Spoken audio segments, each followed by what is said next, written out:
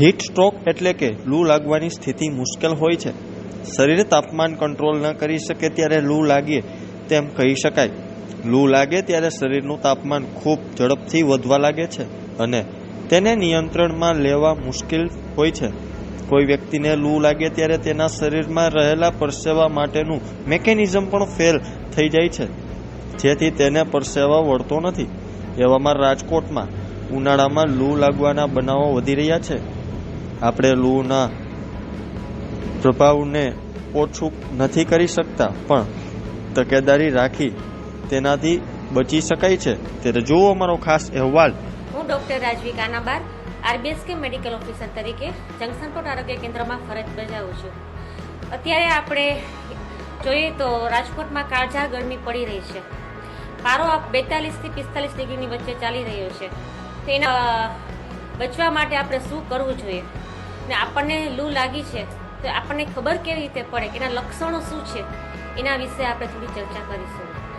બેચેની થવી, માથામાં દુખાવો થવો, ઉલટી ઓબકા થવા, હાથ પગમાં ખાલી ચડવી, ચીડચીડિયા થઈ જવું, આમાંથી કોઈ પણ લક્ષણો જણાય તો તાત્કાલિક આપણે આરોગ્ય કેન્દ્રનો સંપર્ક કરી ત્યાંથી આપવામાં આવતા ORSના પેકેટ્સ લેવાના છે. કેવી રીતે ORS બનવું ત્યાંના મેડિકલ સ્ટાફ દ્વારા શીખી ORS ચાલુ કરવાના છે.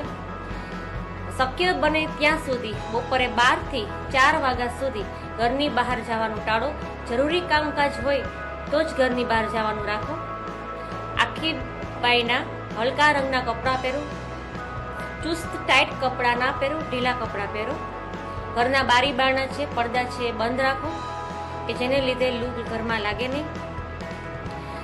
શરીરના પૂરતા ઢકાય એવા ઢીલા હલકા રંગના કપડાં પહેરવા. બીજું, શરીરમાંથી પાણી ઓછું ના થાય એના માટે દિવસનું 4 થી 5 લીટર પાણી પીવાનું રાખો. લિક્વિડમાં છાશ છે, લીંબુ શરબત છે, વરિયાળી પાણી છે, એવા પીણા લેવાનું રાખો. નહીં કે ચા, કોફી, કાર્બોનેટ પીણા જેવા કે થમ્સઅપ, પેપ્સી એ લેવાનું ટાળો કે જે શરીરમાંથી પાણીનું પ્રમાણ ઘટાડે છે.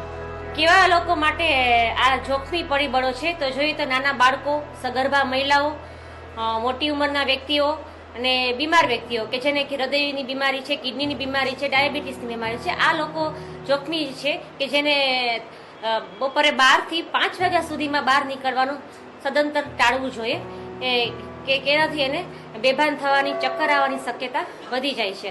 અત્યારે અમારા આરોગ્ય કેન્દ્રમાં 200 થી 250ની OPD હોય છે. અમે દરેક પેશન્ટને વ્યવસ્થિત બધું સમજાવીએ છીએ હીટવેવ વિશે, કે એનાથી બચવા શું પગલાં લેવા જોઈએ, શું તકેદારી રાખવી જોઈએ. અમારા આરોગ્ય કેન્દ્રના બધા જે 23 આરોગ્ય કેન્દ્રો ચાલે છે એમાં દરેક એરિયામાં અમે હીટવેવના સ્ટીકર લગાવેલા છે કે બચવા માટે ક્યાં શું કરવું અને શું ના કરવું એ છે. બીજું, અમે અહીંયા કામગીરીમાં જોઈએ તો સ્કૂલોમાં દરેક બાળકોને હીટવેવ વિશે સમજણ આપેલી છે કે હીટવેવથી બચવા માટે શું કરવું જોઈએ. બાળકોએ, આંગણવાડીના બાળકોને અને બાળકોના વાલીઓને પણ હીટવેવથી બચવા માટે શું તકેદારી રાખવી જોઈએ એની અમે સમજણ આપેલી છે. દરેક જગ્યાએ ORS કોર્નર બનાવેલા છે. અમારા આરોગ્ય કેન્દ્ર પર, આંગણવાડી કેન્દ્ર પર, સ્કૂલ કેન્દ્ર પર ORS કોર્નર બનાવેલા છે કે જેમાં આપણે ORSના પેકેટ્સ અને પાણીનો જગ રાખેલા છે. બાળકને કોઈ પણ ડિહાઇડ્રેશનના લક્ષણો દેખાય તો તાત્કાલિક એની અમે સારવાર ત્યાં આપી શકીએ.